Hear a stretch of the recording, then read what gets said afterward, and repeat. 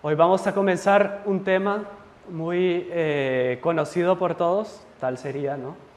Pero al mismo tiempo desconocido en su profundidad por casi la mayoría de todas las personas que conocen o que supuestamente conocen este tema, que son los 10 mandamientos, ¿verdad? Es algo lo más básico que puede haber, digamos, en materia de catecismo, que cualquiera se lo sabe de memoria, pero cuando profundizamos en estos mandamientos, pues nosotros vemos cómo es importante conocerlos a fondo, conocerlos en su esencia, qué obligan, qué no obliga, cuáles son los pecados que se incurren cuando no se cumple ese mandamiento. Entonces vamos a ver cómo es muy importante tener todas las nociones profundas sobre los 10 mandamientos. Nosotros sabemos que la finalidad del hombre en esta tierra, ¿cuál es? Dar gloria a Dios, ¿verdad? Y mediante esa gloria, salvar su alma, ¿verdad? Obviamente.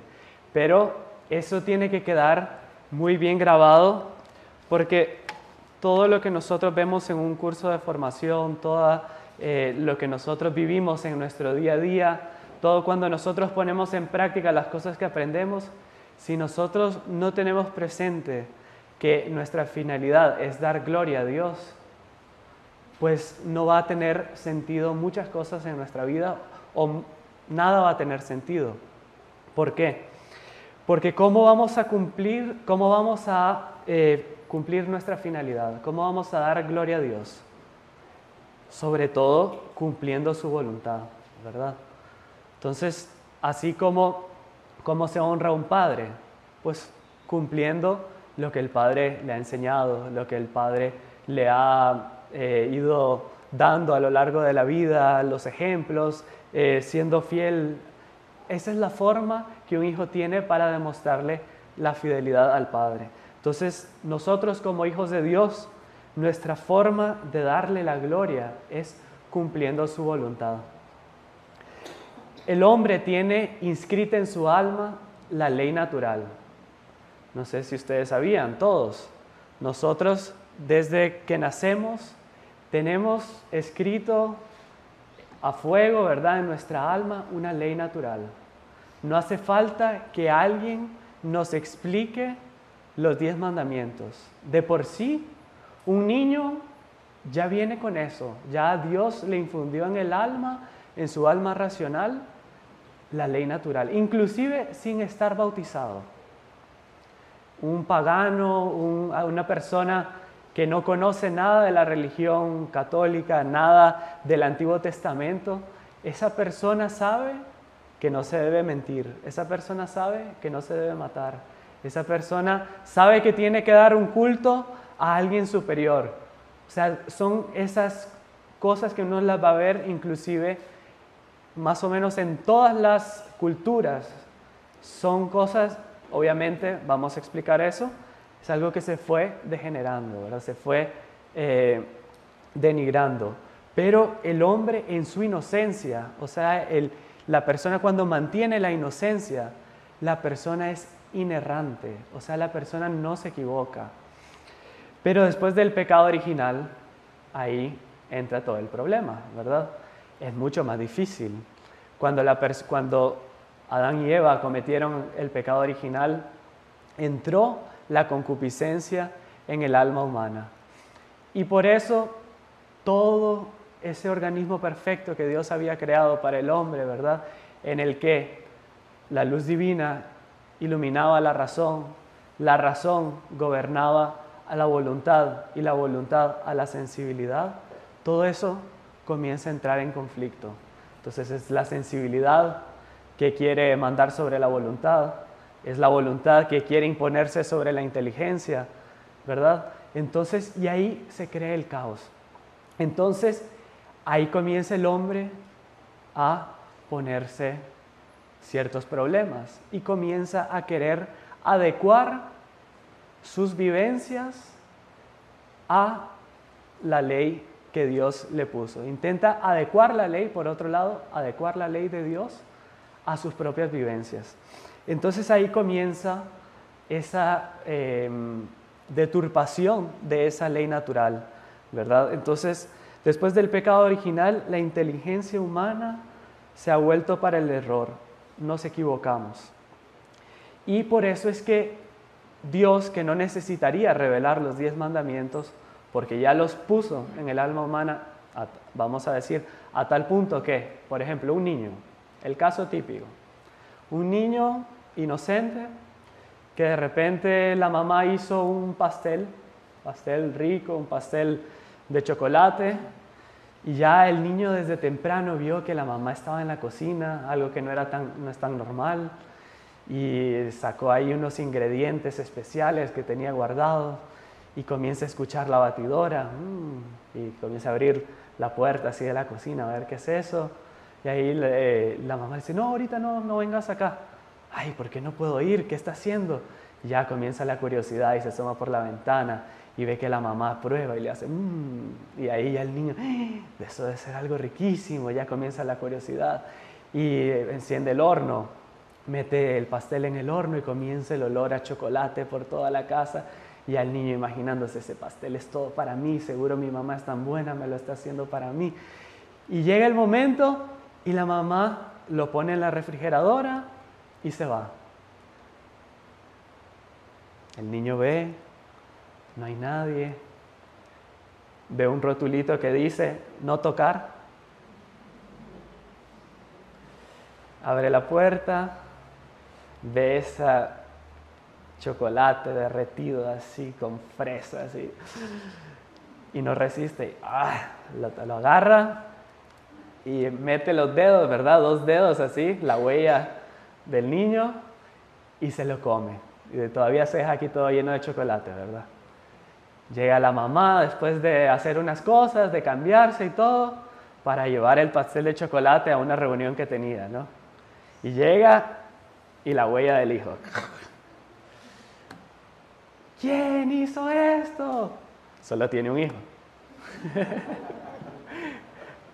Y ahí el niño, yo no fui. Y ahí se pone rojo. La mamá le pregunta, ¿vos fuiste? Yo no fui. Ese niño, hasta entonces la mamá nunca le había dicho que no se podía mentir. Digamos, un niño pequeñito, ¿verdad? Que la mamá nunca le enseñó que no puedes mentir, no, la mamá le va explicando cosas, pero nunca le había explicado, no se puede mentir. Es la primera vez que se está deparando con eso. ¿Cómo el niño se pone rojo? ¿Por qué el niño se avergüenza? ¿Por qué el niño comienza a hacer? Y podríamos meterle más a esta historia, ¿verdad? El niño podría inventarse una excusa, ¿no? Yo creo que habrá sido... Entonces ya comienza ese... Pero él sabe que no está haciendo bien, que hizo algo indebido, es porque el hombre tiene la ley natural inscrita en el alma, ¿verdad? Pero si ese niño comienza y por más que la mamá sabe, dice, no, es que tenés que ver, vino el jardinero y le metió los dedos y sí, y después otro día otra cosa y comienza a inventar otras cosas y se vuelve un mentiroso profesional, después llega a puestos en una empresa o en un gobierno, en fin, se hace un gran corrupto. Comenzó todo desde pequeño. Esa persona ya después, mentir, no mentir, hacer, no hacer, ya no le va a importar nada. Y ya ni va a tener esa noción de pecado, no va a tener esa noción. Pero cuando era inocente, sí se tenía, ¿verdad? Entonces, llegó un punto en la humanidad en que los hombres habían perdido la noción de pecado, habían perdido esa noción de esa ley natural. Y esa ley natural que Dios ha puesto, no la puso así como para encerrarnos en un cajón, no, Dios la puso para llevarnos hacia la felicidad, porque Él al crear el universo, Él creó reglas, como por así decir, reglas del juego, pero que no son reglas arbitrarias, no son reglas así que, porque esto me parece bonito y podría ser de otra forma, no, es porque es todo ordenado al ser perfecto que es Dios. Todas las leyes que Dios creó son ordenadas a su gloria, son ordenadas a su perfección. De manera que no es que podrían haber otros 10 mandamientos, no, esos son los únicos mandamientos que pueden haber porque son según la naturaleza de Dios. Entonces, solo cumpliendo eso es que uno va a poder llegar a la felicidad y obviamente a dar la gloria a Dios. Entonces, por eso es que Dios reveló a Moisés el decálogo. Nosotros sabemos que en el Éxodo, la única vez en las Sagradas Escrituras que Dios, o por otro lado, la única vez en la historia que Dios ha escrito algo de puño y letra, han sido los 10 mandamientos. Puño y letra, obviamente, en sentido figurado, porque Dios no tiene puño, ¿verdad? Pero es curioso, Dios dice en el Éxodo que Dios escribió con su propio dedo en las tablas de piedra. Obviamente, habrá sido, no sabemos si fue que Dios se figuró de alguna forma para que Moisés lo viera, o cómo habrá sido la manera, pero que Dios fue escrito directamente por Dios. Los evangelios no fueron escritos por nuestro Señor, fueron escritos por los evangelistas. Todos los libros de las Sagradas Escrituras fueron escritos por otras personas inspiradas por el Espíritu Santo. Lo único que se sabe que fue escrito por Dios Padre, fueron el Decálogo, las 2 tablas de la ley escritas en piedra. Y fueron escritas 2 veces, para más. ¿Por qué? Porque la primera vez que se las dio Dios a Moisés, Moisés bajó con ellas del Sinaí y encontró al pueblo elegido adorando al becerro de oro. Y Moisés, lleno de ira santa, no se dio cuenta de lo que estaba haciendo, agarró las tablas y las quebró. Y ahí fue que hizo todo, ¿verdad? Con el pueblo, les mandó a destruir el becerro de oro, a triturarlo, a que se lo comieran y todo. Y después Dios lo volvió a llamar y le volvió a entregar las tablas de la ley. O sea, es algo que tiene que quedar, para que ustedes vean lo importante que es que el propio Dios lo escribió él mismo, ¿verdad? Entonces vamos a ver ahora un poco de por qué Dios quiere, ¿verdad?, revelar este decálogo para evitar que el hombre a lo largo de la historia lo vaya cambiando, porque esa es la tendencia nuestra.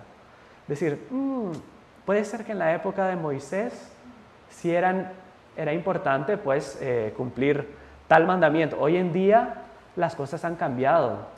Hoy estamos en una situación, en una sociedad moderna, donde ya tenemos la mente más abierta, entonces no.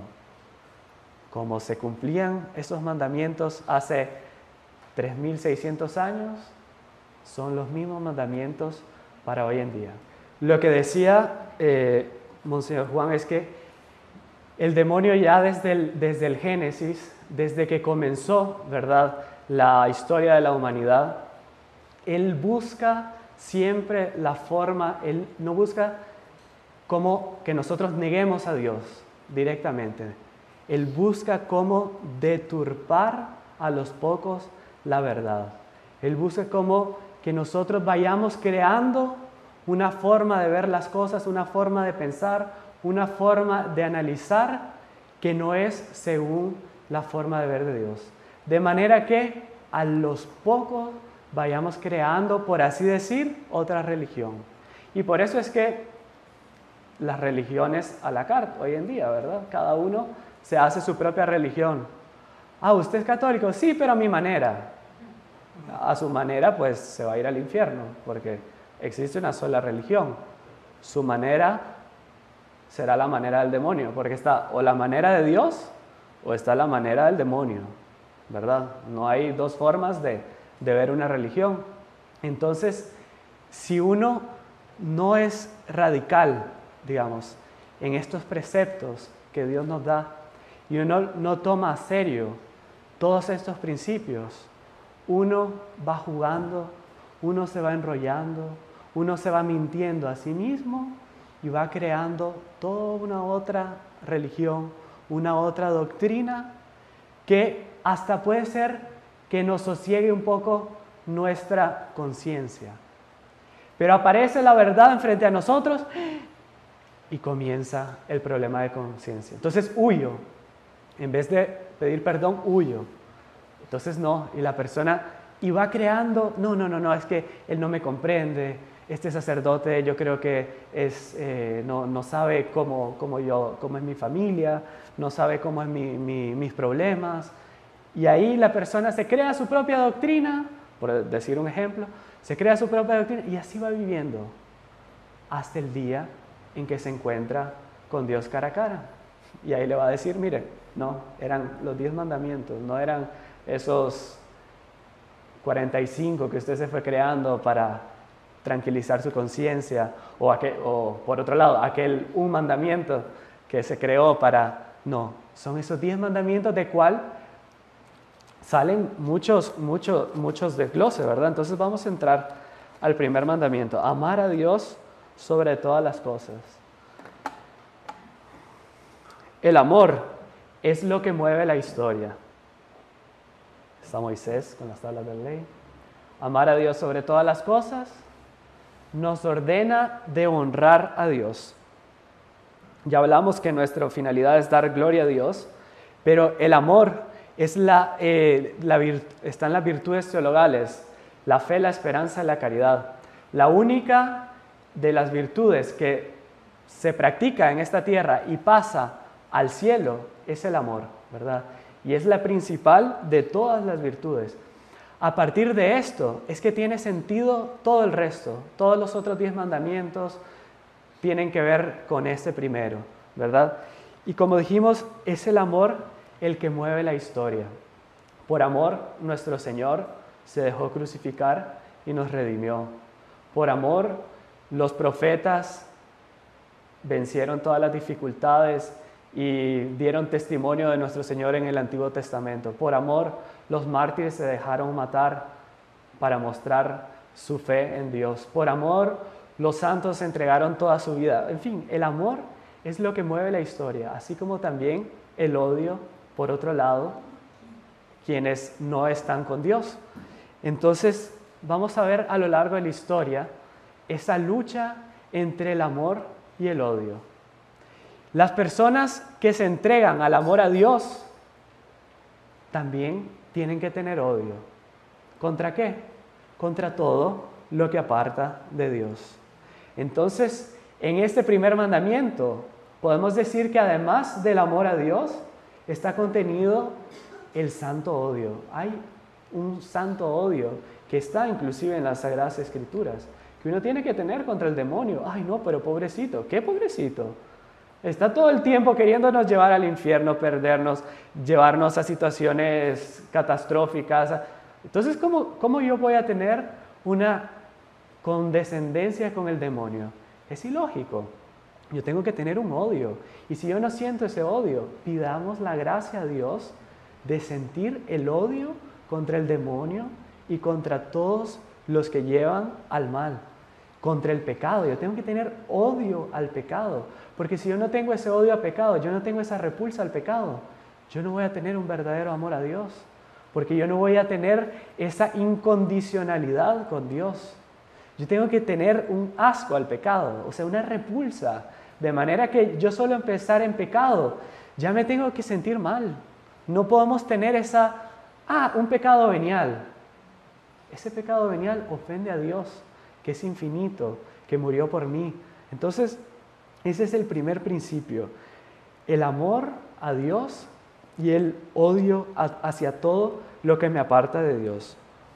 Para que vean ustedes también cómo es importante el amor a Dios. Nuestra Señora, nos cuenta San Luis María Griñón de Montfort, ella daba más gloria a Dios abriendo la puerta, la manzaneta de una puerta, que San Lorenzo, muriendo en las brasas. San Lorenzo mártir murió quemado en una parrilla, así como la carne asada. Lo pusieron de un lado, cuando ya estaba asado, ahí le dijeron, él dijo, verdugo, lo llamó. Ahí pensaron, no, es que ya va a renegar de la fe. Le dice, deme la vuelta que ya estoy asado de este lado. Y ahí le dieron la vuelta y murió así. Bueno, un gran amor a Dios que tenía, se dejó, en fin, masacrar de esa manera. Nuestra Señora, abriendo la manzaneta de una puerta, daba más gloria a Dios que San Lorenzo mártir. ¿Por qué? Porque Nuestra Señora hacía cada cosa, desde la cosa más sencilla hasta la cosa más alta, con una tal intención y un tal deseo de glorificar a Dios y de amarlo, que eso daba más gloria a Dios y eso traía muchísimo más gracias a toda la humanidad que todos los mártires, todos los santos uniendo todos sus méritos. Un gesto de Nuestra Señora. Ahora imagínense una acción de virtud heroica de Nuestra Señora. Obviamente, muchísimas más gracias. Pero es que nosotros muchas veces somos muy superficiales y nosotros solo vemos los actos externos y nosotros juzgamos por las apariencias. Pero Nuestra Señora, cosiéndole la túnica al niño Jesús, cada puntada daba una gloria a Dios que ni Santo Tomás de Aquino escribiendo la Suma Teológica y dejándonos todas sus enseñanzas. Porque ella, Santo Tomás de Aquino obviamente la hacía también todo con la mayor perfección, pero Dios le dio a Nuestra Señora esa super excelencia de ella ser la criatura más perfecta. Entonces, y ella, dentro de su santidad, ella nunca hizo nada que no fuera completamente solo para dar gloria a Dios. Nosotros vamos a ponernos a pensar, cada acto bueno que nosotros hacemos, ¿será que nosotros lo hacemos por puro amor a Dios? ¿O entra un deseo de aparecer? ¿O entra un deseo de que los demás digan, ¡ay, qué bien lo hiciste! ¿O entra un deseo de, no sé, de sentirme superado, de sentirme bien conmigo mismo? Nuestra Señora nada de eso. Nuestra Señora todo para Dios. Y ahí está el verdadero amor a Dios. Otro punto interesante para ver nosotros ese amor a Dios es Santa Teresita del Niño Jesús. Santa Teresita de Lisieux. Ella nunca salió del convento. Ella falleció con 24 años. Y ella llegó un momento de su vida, su corazón era una labareda de amor por Dios, una monjita sencilla, desconocida por el mundo entero, solo conocida en su Carmelo y despreciada por muchas monjas. Incluso cuando estaba muriendo Santa Teresita, una de las monjas dijo así, en alta voz, ¡ay, qué vamos a decir de Santa Teresita? ¿Qué vamos a decir de Teresita? Si nunca hizo nada, nunca hizo nada. Imagínense, doctora de la Iglesia, Santa Teresita. Pero, ¿qué pasa? Ella llegó un momento en que decía, a mí me gustaría ir a predicar, pero yo soy monja de clausura, pero me gustaría ir a predicar para convertir a las personas. Por otro lado, me gustaría asistir a los enfermos, estar ahí al lado de los enfermos, pero soy monja de clausura. Y yo escogí esta vía, yo sé que es la vía que Dios quiere de mí. Por otro lado, a mí me gustaría ir al oriente, dice, a las cruzadas, a recuperar los lugares santos. Pero no es mi vía, yo no soy una guerrera, soy una monja de clausura. Y así ella se ponía todos los diferentes santos que han habido y ella encontró la paz cuando leyó un trecho, creo que es de la carta a los Corintios, en que San Pablo habla sobre el amor.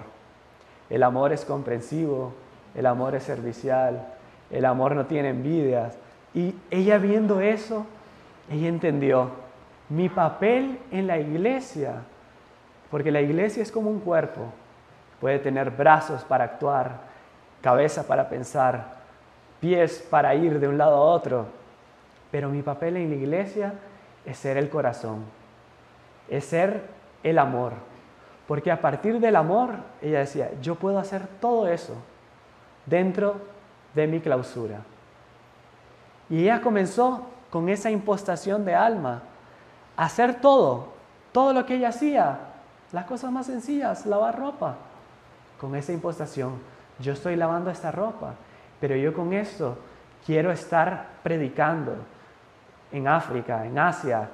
Entonces cada vez que yo lave esta ropa, lo voy a hacer con tal perfección que voy a ganar gracias para que se conviertan las personas y lo que digan los predicadores sea realmente escuchado con buena fe y las personas se conviertan. Y realmente se daba. Hay milagros de predicadores que veían a Santa Teresita, que la sentían y no sabían cómo se daba eso, una monjita así de clausura, y como una especie pero era de ese estar de Santa Teresita a través del amor. Y entonces ella fue patrona de las misiones, nombrada patrona de las misiones sin nunca haber salido del convento. Entonces ustedes ven cómo es importantísima la intención y el amor, ¿verdad? Pero no un amor sentimental. Ay, Diosito, yo te quiero, yo te amo, y dos palabritas así. No, no es eso. Es un amor sincero, un amor que lo demostremos obviamente con obras, ¿verdad? Pero también esa intención tiene que estar muy arraigada en nosotros, hacer todo con la intención. Nos prohíbe el primer mandamiento los pecados contra la religión. Todo ser humano necesita una religión. No existe alguien que no tenga religión. Desde tiempos ancestrales, ya los mayas, los aztecas, por otro lado los egipcios, todos los pueblos siempre han tenido una religión. Y el hombre es naturalmente religioso, él siempre busca una realidad sobrenatural. Fue un instinto que puso Dios para que lo buscaran a él.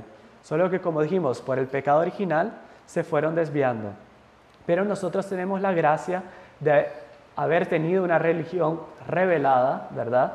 Que en el Antiguo Testamento pues era el judaísmo, continuó con el cristianismo, y los pecados contra la religión propiamente, la religión es nuestro culto hacia Dios, ¿verdad? Se honra a Dios con la religión. La religión es el conjunto de deberes que el hombre tiene hacia Dios, nuestro Creador y Señor, al cual le debemos respeto y honor. Los principales actos religiosos, ¿cuáles son? El sacrificio, la adoración y la oración. Estas son cosas que se van a ver inclusive en otras religiones, como decimos, es algo general de la naturaleza humana. En todas las religiones han habido sacrificios. Aquí en estos pueblos eran sacrificios humanos, ¿verdad? En el judaísmo, Dios pidió sacrificio de animales, ¿verdad? Que se hacían sacrificios de expiación, sacrificios de acción de gracias. Obviamente en la nueva ley no hay más sacrificio cruento, porque el sacrificio fue nuestro Señor Jesucristo. Entonces, ¿cuál es el sacrificio de la nueva ley? Es la Santa Misa, ¿verdad? Entonces, el sacrificio por excelencia que nosotros le ofrecemos a Dios es la misa. La adoración es el acto de culto a Dios mediante el cual nosotros reconocemos su infinita superioridad y su dominio supremo sobre todas las criaturas y nuestra absoluta dependencia y sumisión a Él. Es nosotros reconocer que dependemos completamente de Dios, ¿verdad? Esa es la adoración. Nosotros reconocer y demostrarle que Él es nuestro ser superior y nosotros somos seres contingentes, ¿verdad? Esa es la adoración. Después vamos a ver los diferentes tipos de actos de adoración. Y la oración. La oración es una elevación de la mente hacia Dios para rendirle el debido culto y para pedirle las gracias necesarias para obtener la salvación eterna para nuestra felicidad y para su gloria. Ya hemos tenido, creo que, charlas sobre la oración, ¿verdad? Hay diferentes tipos de oración. Está la oración mental, la oración vocal, Está la oración mixta, que es por ejemplo el Santo Rosario, que en cuanto uno va diciendo, también va meditando. Pero el hombre necesita rezar, ¿verdad?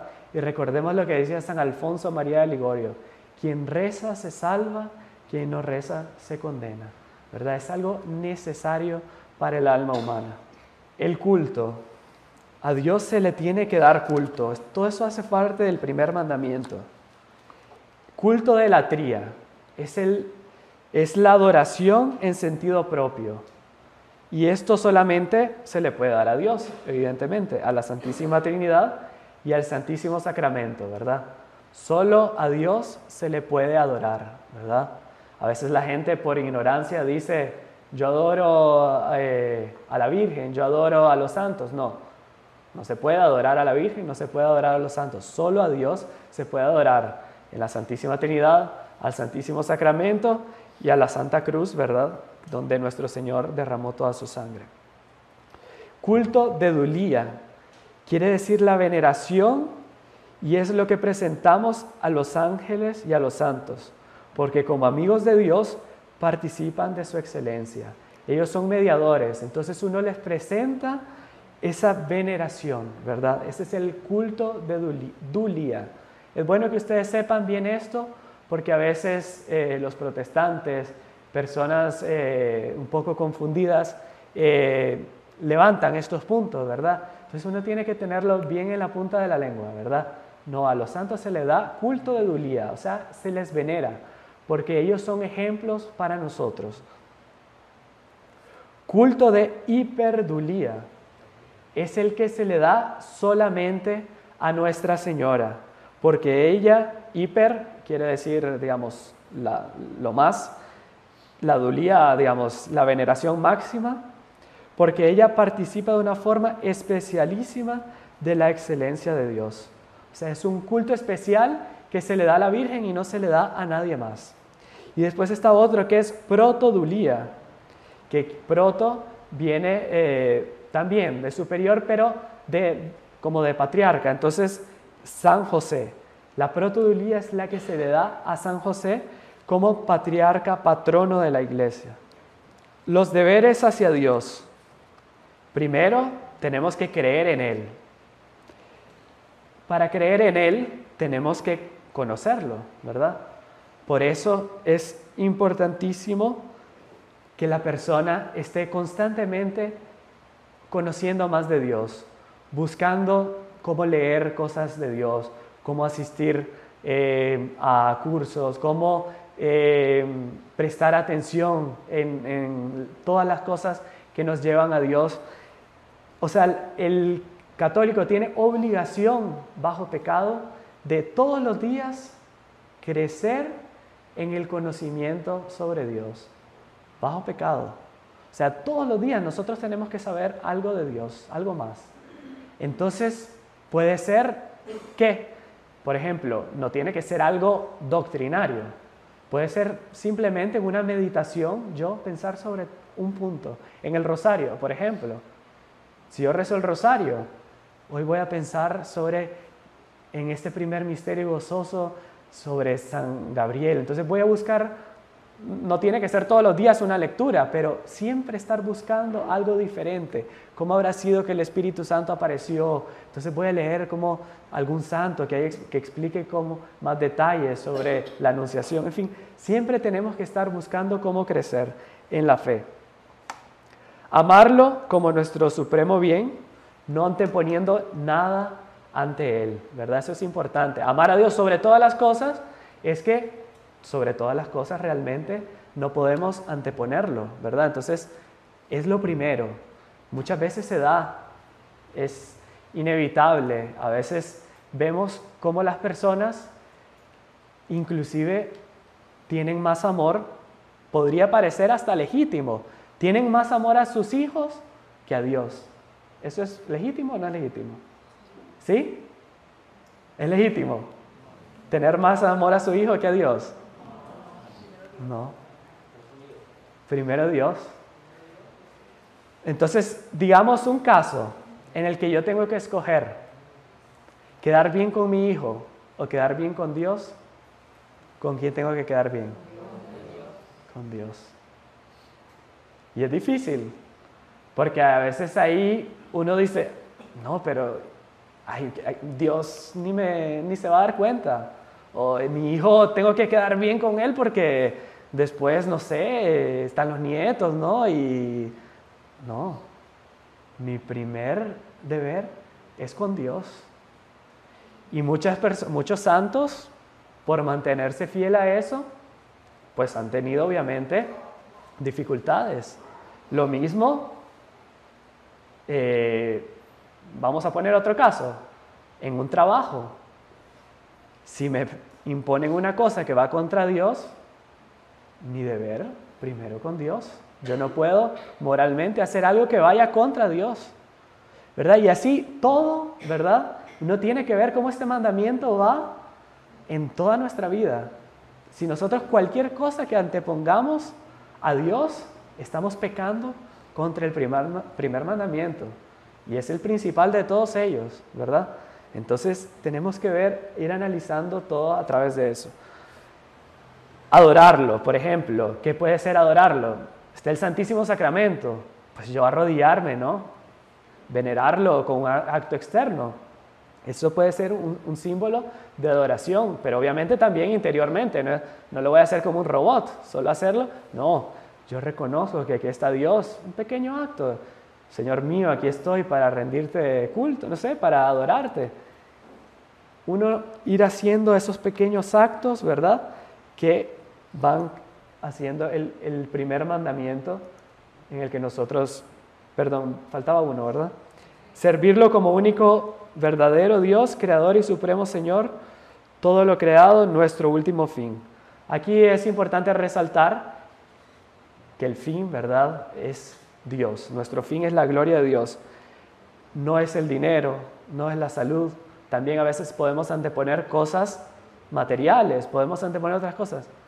Recordémonos en analizar todas estas cosas a la hora de ver si estamos cumpliendo el primer mandamiento. Los pecados contra el primer mandamiento. El ateísmo. La doctrina que niega la existencia de Dios. O sea, las personas que dicen que Dios no existe están pecando, ¿verdad?, contra el primer mandamiento. O las personas que viven como que Dios no existiera. El ateo práctico, ¿verdad?, también está pecando contra eso. La impiedad es el rechazo a Dios y a todo culto que se le dé. A mí no me importa si hay que rezar, no hay que rezar, si hay que ir a misa, no ir a misa. Eso se escucha mucho. Eso es invento de curas, eso es invento de qué sé yo. No, Señor, eso es impiedad, ¿verdad? Todos esos son pecados contra el primer mandamiento. La superstición, que lo vamos a ver aparte porque es más extenso. La infidelidad es el rechazo al consentimiento de las verdades reveladas. O sea, todo lo que nos enseña la Iglesia, lo que nos enseña la revelación, la persona que las niega interiormente, ¿verdad?, está pecando de infidelidad. Y propuestas como tales, por más que haya pruebas, la persona lo niega, pecado de infidelidad. La apostasía es el abandono completo de toda la doctrina de la fe cristiana católica que se profesaba. O sea, cuando la persona dice que deja de ser católico, ¿verdad? Yo ya no soy más católico. Es apostasía, ¿verdad? O cuando se va a otra secta, digamos, cuando se va a una secta o a otra religión, eso es apostasía, ¿verdad? La herejía ya es diferente. La herejía es cuando la persona está dentro de la iglesia, pero niega las verdades reveladas públicamente. O sea, cuando una persona es una doctrina que contradice directamente una verdad revelada por Dios y como tal propuesta por la iglesia a los fieles. O sea, por ejemplo, la iglesia declara, es algo que ya está en la revelación, pero la declaró como un dogma. La Virgen es virgen, María Santísima es virgen antes, durante y después del parto. Es un dogma, ¿verdad? Si alguien dice, no, eso yo creo que no es tan así, esa persona es un hereje, Solo por el hecho de decir eso es hereje y está excomulgada de la iglesia ipso facto. Si la persona sabe de eso, obviamente, si la persona sabe que la iglesia enseña eso como un dogma y lo niega, esa persona ya no es católico. Esa persona tiene que confesarse con una persona que tiene la potestad para levantar excomuniones. De manera que si se va a confesar, por ejemplo, aquí con un padre, no puede darle la absolución de ciertos pecados que son de pena de excomunión. Son reservados algunos penitentes que tienen esa potestad del Santo Padre, porque en sí solo el Santo Padre puede levantar la pena de excomunión, pero él ha delegado a otros sacerdotes para levantar esa pena. Entonces, si yo digo, por ejemplo, algo contra un artículo del credo, la iglesia, alguien dice, por ejemplo, creo en la Iglesia Católica. Yo estoy diciendo que la Iglesia Católica es la única verdadera. Si viene un católico que dice, mire, no, ¿quién dice que la Iglesia Católica es la única verdadera? No, todas las religiones son iguales. Está pecando contra una verdad revelada, contra un dogma de fe. Esa persona está cometiendo pecado de herejía. Y es un pecado serio, ¿verdad? De manera que, para que veamos cómo es importante saber los mandamientos, ¿verdad? Yo creo que nos estamos ilustrando de muchas cosas. La ignorancia culposa sobre las verdades de la fe es no querer conocer las verdades de la fe por pereza o por negligencia. Eso pasa mucho, ¿verdad? Entonces, por pereza, ay, no, ¿para qué? O leer sobre religión, ay, no, mejor veo una película de acción, o mejor hago tal cosa, o mejor no sé qué. Yo puedo tener ciertos momentos de esparcimiento, obviamente, no es que ustedes van a ser monjes y van a ser monjas, cada uno, pero yo tengo que estar constantemente formándome. El padre Gonzalo decía, así como el domingo, así como un abogado, tiene que estar todos los días viendo qué se les ocurrió aprobar en la asamblea, cuáles son las nuevas leyes, qué no sé cuánto. Tiene que estar pendiente porque si no, su trabajo va a ser obsoleto, no va a poder ser competente. Así un católico tiene que estar constantemente formándose. O por negligencia, también pasa. La gente dice, ay no, yo mejor no conozco porque así no peco, ¿verdad? Porque el que conoce pues ya peca, ¿no? Pero la persona que por omisión deja de conocer, también obviamente se le va a cobrar, ¿no? Porque la persona, ahora, es algo importante, cada uno a su nivel, ¿verdad? Obviamente el sacerdote tendrá muchísimo más obligaciones de conocer todo, obviamente. Un fiel que tenga instrucción, por ejemplo, alguien que tenga capacidades intelectuales, por ejemplo, una persona que sepa qué está pasando en la bolsa de valores sobre la inflación y que sepa el panorama mundial sobre la economía, porque pasó no sé qué. Una persona que tiene una visión muy amplia. Esa persona no puede decir, yo no tengo capacidad para conocer bien la doctrina católica. Es mentira, porque Dios le dio una inteligencia vasta, entonces usted tiene más deber de conocer todavía que una persona que tiene una instrucción simple, sencilla, que solo sabe leer y escribir. Esa persona tiene menos obligación porque sus capacidades son menores.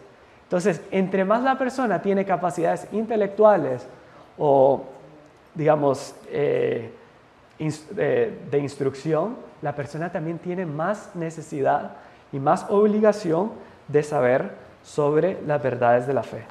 Pecados de la superstición, la idolatría. La idolatría, pues lo que se sabe del Antiguo Testamento, que se adoraban los ídolos. Hoy en día todavía existe la idolatría en algunos lugares paganos, que se adora a la vaca sagrada en India, que se adora a un tótem no sé dónde. Esa es la idolatría, ¿verdad? Pero también existe la idolatría a los bienes, ¿verdad? Entonces un caso, por ejemplo, se da mucho. Compra el supercarro, Entonces es el carro que toda la vida ha querido y ese carro de no sé cuántos cilindros y que no sé qué y que no sé cuánto.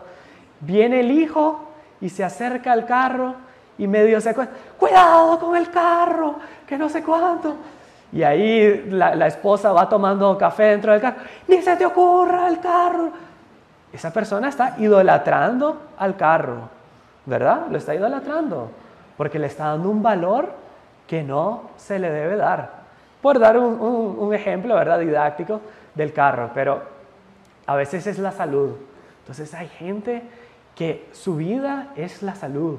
Entonces, porque no sé cuánto, tantas calorías, porque no sé qué, tantas trans y porque no sé cuánto. Entonces, usted le va a preguntar sobre cuál es el sexto mandamiento y la persona no sabe, pero le sabe decir cuántas calorías trans o grasas trans hay en una barrita de cereal. Entonces, está idolatrando, ¿verdad?, la salud. Y así puede ser esa idolatría que es más común, ¿verdad?, dentro de nosotros. O idolatrando a un futbolista. ¿Cómo se idolatra hoy a los futbolistas, a los artistas, ¿no? Hay gente que pierde la cabeza, que es fanática, que hace cualquier cosa por seguir a una estrella, por seguir a un cantante, por seguir... Eso es una idolatría, es una idolatría. Y la persona se tiene que confesar de ese pecado, ¿verdad? Es un pecado. Después, la adivinación. Existe eso, la adivinación. Personas que buscan, que leen las manos, que leen las cartas, que leen la bolita de cristal. No, pero eso es de película. ¿Qué de película? Existe. La Ouija, eso lo vamos a ver también entra aquí en superstición, pero en adivinación. Propiamente es personas que buscan el futuro, que buscan encontrar el futuro a través de esas cosas.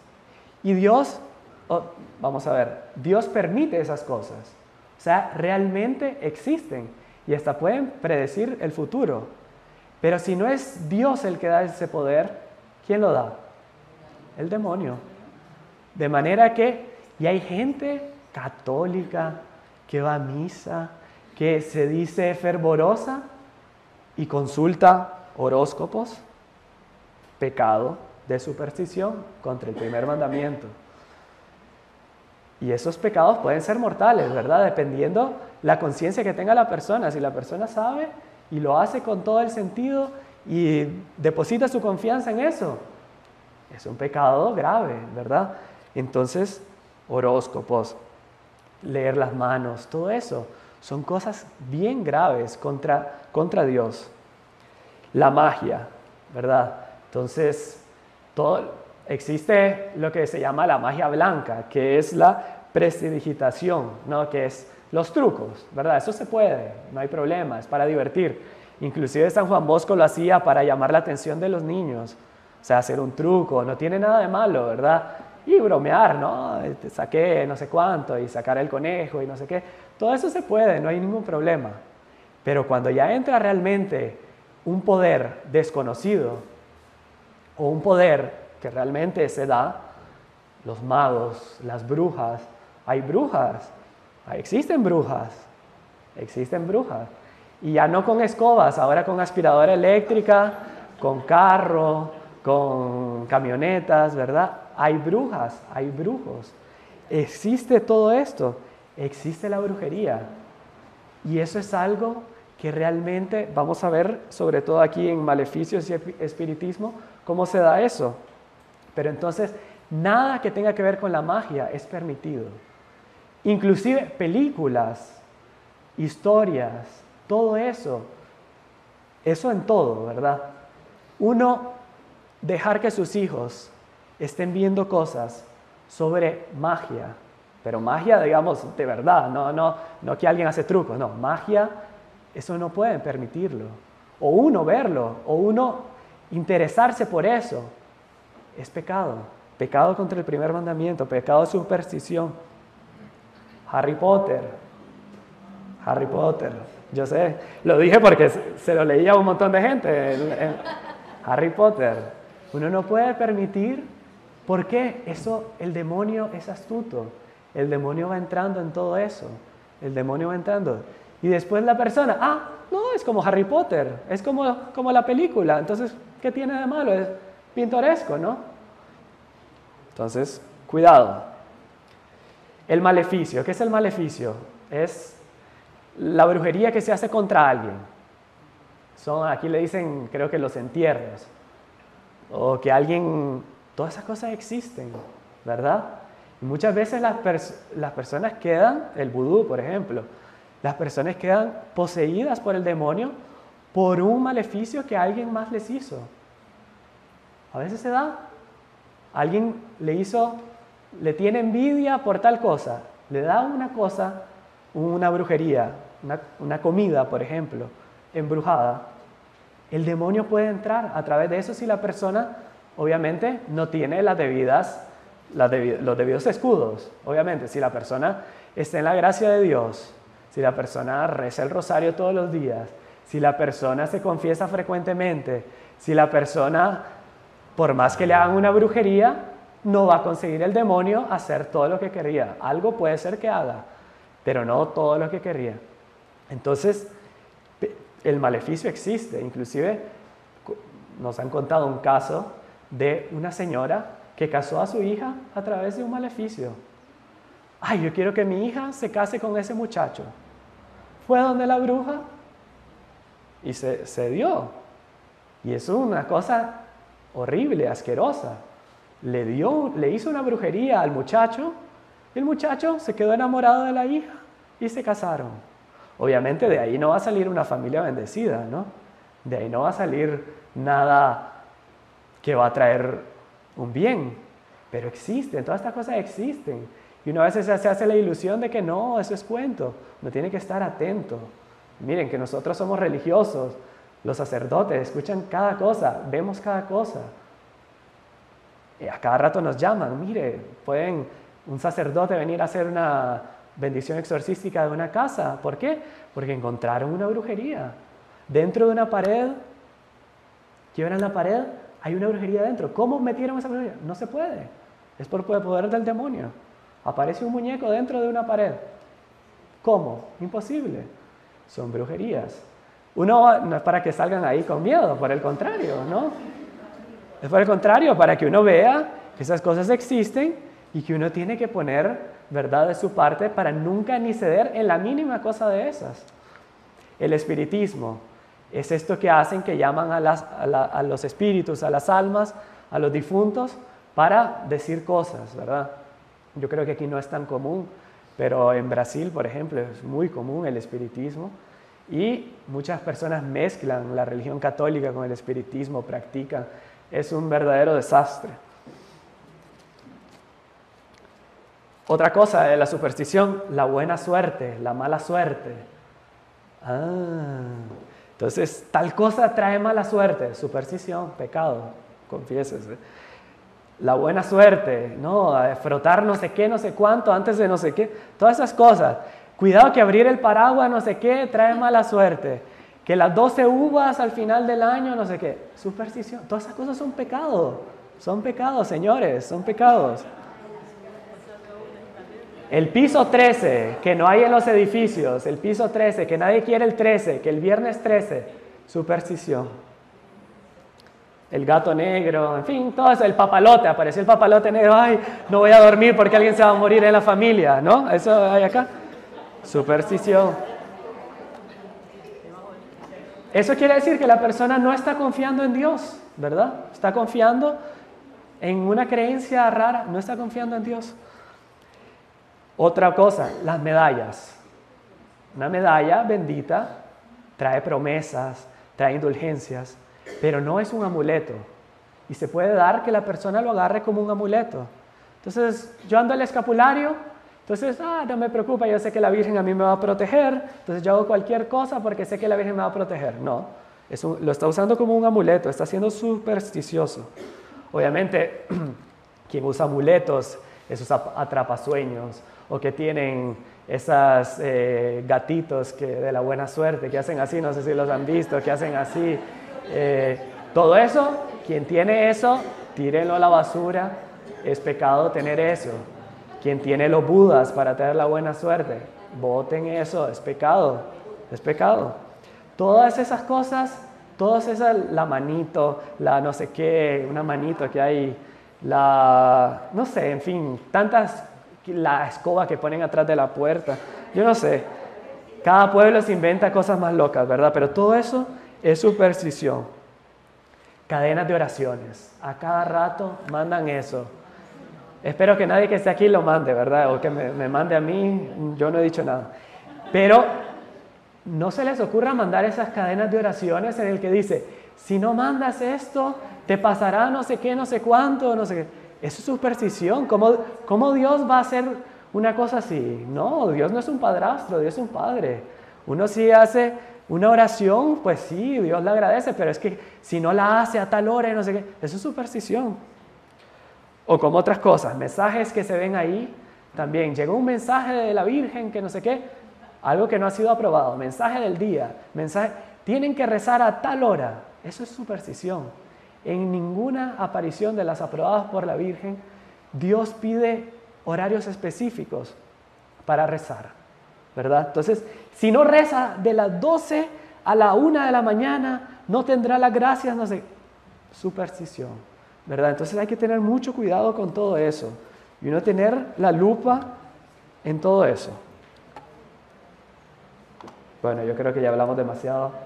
Todo el mundo se va a ir con la listita ampliada, ¿verdad? De los mandamientos. El primer mandamiento obviamente es el más complejo de todos. No tomar el santo nombre de Dios en vano. Nos ordena a respetar el santo nombre de Dios, ¿verdad? Uno no puede usar con ligereza el nombre de Dios, decir Dios, la palabra Dios para cualquier cosa, ¿verdad? Entonces, a veces nos pasa, decimos en broma o en expresión una cosa de Dios, es un pecado venial, ¿verdad? Si uno lo usa con ligereza, ¿verdad? Después, nos ordena también a cumplir los votos, a cumplir las promesas juradas. Entonces, respetar el santo nombre de Dios, de la Santísima Virgen, de los santos y de las cosas santas. Quien desprecia el nombre de una persona, desprecia a la persona misma. Por eso tenemos que tener por el nombre de Dios el mismo respeto que tenemos por Él, obviamente. De cumplir los votos. El voto es una promesa libre hecha a Dios.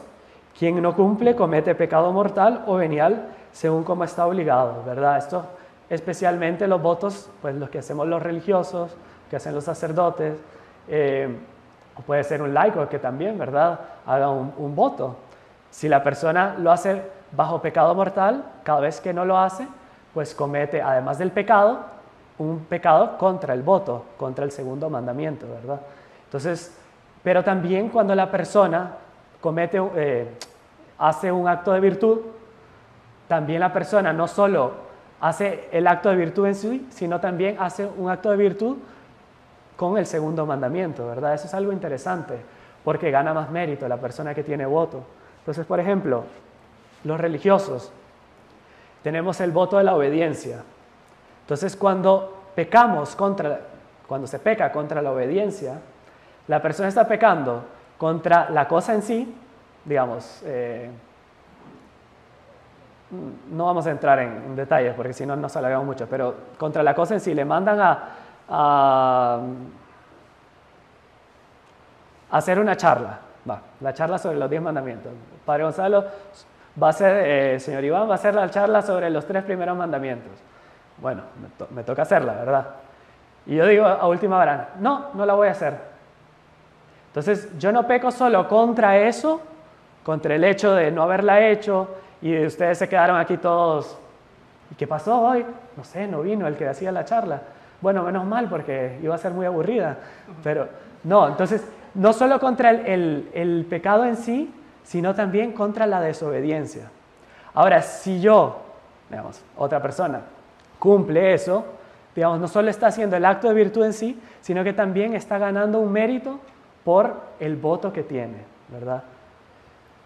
solo para levantar ese punto de los votos. Y cumplir las promesas juradas, el juramento, ¿verdad? Uno no puede estar diciendo también a cada rato, te lo juro. Eso es pecado, ¿verdad? Pecado venial. Y depende de la gravedad, pues también puede ser mortal. Bueno, en los pecados está la blasfemia, sobre todo vamos a hablar cuando la persona dice algo directamente contra Dios, o maldice a Dios, o reniega de Dios. Eso es pecado de blasfemia. Y lo otro yo creo que ya lo vimos en los otros puntos. El tercer mandamiento, santificar las fiestas. Esto es muy sencillo. Nos ordena a honrar a Dios con actos de culto externo los domingos y fiestas de precepto, ¿verdad? Entonces, ¿cuál es el tercer mandamiento? Santificar las fiestas. Ir a misa todos los domingos y fiestas de guardar, los días de precepto, ¿verdad? Eso sí, siempre es falta grave. Quien no cumple este mandamiento es falta grave, o sea, es pecado mortal. Nos prohíbe los trabajos manuales los domingos y fiestas de precepto. Vamos a entrar ahorita en eso para ver ese punto. Y el acto de culto externo más importante, ¿verdad?, es la Santa Misa. Se peca mortalmente contra este mandamiento cuando no se va a misa por negligencia, obviamente el domingo o fiesta de guardar, ¿verdad? Por negligencia, por pereza o por mala voluntad. Por negligencia, hice un paseo y no me di cuenta que si no salía a tal hora, no iba a llegar a tiempo para llegar a misa. Fue negligencia. Ay, pero es que, mire, había gran tráfico. Bueno, si uno ya sabe que el domingo de la vuelta hay tráfico, tiene que preverlo. Entonces es negligencia. Entonces se peca mortalmente si no se va a misa por negligencia, por pereza.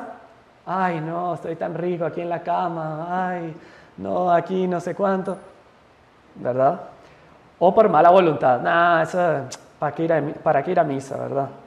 Se cumple con el mandamiento cuando se asiste presente, física y devotamente a la celebración de la Santa Misa por entero. No vale la misa por televisión, ¿verdad? No vale. Solo una persona que tiene un impedimento, ¿verdad? Entonces ahí está enfermo, claro. Entonces, como dijimos, lo que obliga es, la persona peca cuando es por negligencia, por pereza, por mala voluntad. Cuando es por un impedimento realmente, la persona, por ejemplo, está de viajando ese día, tiene un viaje de avión, la persona no tiene obligación, ¿verdad?, de ir a misa. Cuando la persona está enferma, pero enferma realmente de cama. No, estoy con gripe, pero me invitaron a ir al restaurante y fui al restaurante, pero a misa no, es que me siento mal. Eso no vale, ¿verdad? Siempre lo primordial, la misa. Ese tiene que ser nuestro punto de referencia, porque muchas veces pasa, ay, no estoy enfermo, estoy dispensado, me duele la rodilla. No, eso no es. O puede ser, me operaron de la rodilla, me dieron reposo. Bueno, no voy a ir a misa porque puede ser que... Pero me invitaron al té de mis amigas. Entonces ahí sí, consigue el motorista, consigue no sé qué. Está pecando porque debería hacer más esfuerzo para ir a la misa. Si la persona hace un esfuerzo para hacer otra cosa, ¿verdad?, y no para la misa, ahí no tiene dispensa. Otro punto, llegar a misa tarde un domingo. Eso es pecado. Si la persona entró a misa después de en el nombre del Padre, del Hijo, del Espíritu Santo, es pecado venial. No es pecado mortal, ¿verdad? Porque si después asiste, tiene que asistir, ¿verdad?, hasta cierto punto de la misa, que es el credo. En el credo, si la persona ya no está, pues ahí ya no le vale la misa. Pero la misa de domingo, ¿verdad? Pero si la persona ya llega después de en el nombre del Padre, pecado venial, el domingo, ¿verdad? Día de semana la persona no tiene ninguna obligación. Si va a misa, pues es un acto de piedad. Puede llegar inclusive, si por algún motivo no puede llegar solo a la comunión, no hay problema, ¿verdad? pero domingo tiene que ser desde comienzo hasta el fin. Entonces no hay excusas, ¿verdad? La persona tiene que organizarse. Y eso es un pecado que la gente no se confiesa, llegar tarde a misa el domingo. Pero obviamente, para no tener escrúpulo, yo un día voy saliendo con tiempo de mi casa, se me pincha la llanta y llego 15 minutos tarde a misa, ¿verdad? No fue de que yo quise, eso no es pecado, ¿verdad? Es cuando es por negligencia, por pereza o por mala voluntad, ¿verdad? Mortal si no va y venial si llega tarde. De los trabajos serviles que se levantaba el domingo, antiguamente no se podía trabajar, todos los comercios estaban cerrados, ustedes mismos se recordarán, no hace tantos años, los domingos, todo cerrado. Obviamente, con los ritmos modernos, digamos, se da cierta, en caso de necesidad, ¿verdad? Se da cierta permiso. Vamos a ver ahorita. Pero primero vamos a ver qué son los trabajos serviles. Son las que se hacen con las energías corporales. Entonces no se puede trabajar en el campo un domingo, actividades mecánicas, comerciales o industriales. Lo que sí se puede hacer, trabajos liberales, son aquellas que se hacen con la energía intelectual. O por ejemplo, pues leer, escribir, estudiar, pintar un cuadro, tocar un instrumento. Esas son cosas que se pueden hacer un domingo. Los trabajos comunes son aquellas actividades útiles, preparar la comida, comer, limpiar la casa, hacer la cama, todas esas cosas sí son cosas que se pueden hacer un domingo, ¿verdad? Tal sería. En los domingos y fiestas de preceptos están prohibidos todos los trabajos serviles. O sea, lucrar, por ejemplo, no se puede. Antiguamente no se podía hacer trabajos remunerados el domingo, a no ser que la condición lo exigiera. O sea, por ejemplo, un panadero no puede dejar de hacer pan el domingo porque si no, pues nadie, sobre todo antiguamente, ahora hoy se congela y todo, pero antiguamente el panadero podía trabajar. Por ejemplo, hoy en día, un restaurante tiene que trabajar el domingo, o sea, puede no trabajar, pero en realidad hoy en día mucha gente tiene que comer en un restaurante, se permite que se trabaje un domingo, ¿verdad? Pero si es necesario, si la persona tiene la opción de que no sea necesario, no lo debe hacer. Y así muchas cosas, ¿verdad? Pues eso yo creo que es básico, todo el mundo sabe, ¿verdad? El domingo es el día del Señor, el día que no se debe trabajar, se debe aprovechar para honrar al Señor, para crecer es el día propio para la persona, por ejemplo, dedicarle más tiempo a las cosas de Dios y para las cosas más familiares, ¿verdad? Dios también permitió ese día para la persona compartir en familia. Entonces es un día dedicado a eso. Por eso es que Dios pidió que se diera ese día, que en el Antiguo Testamento era el sábado, ¿verdad? Y con la resurrección de nuestro Señor pasó al domingo.